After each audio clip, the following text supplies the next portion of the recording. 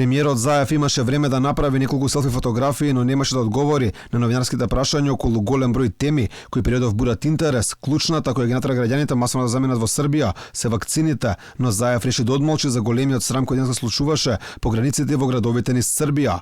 Премиерот денеска беше на два настана, првиот посветен на годишнината од членството во НАТО, а вториот во Идризово на промоција на новите полицајци, зборуваше одговорница, а дури се сликаше. Извинете, но ова е посебна чест и прилика.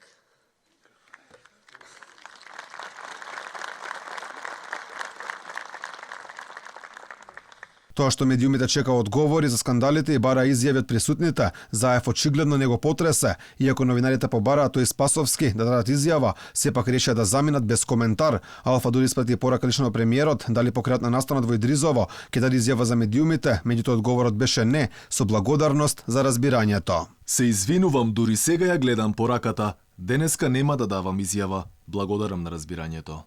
Ваквиот настап на премиерот е невообичен за неговата работа. До сега Заев редовно беше расположен за одговор на новинарските прашања, дури и во периоди кога се случувале сериозни скандали. Сепак на денот кога македонските граѓани масовно нагрнаа во Србија, барајќи спас во српските вакцини, премиерот реши да одмолчи.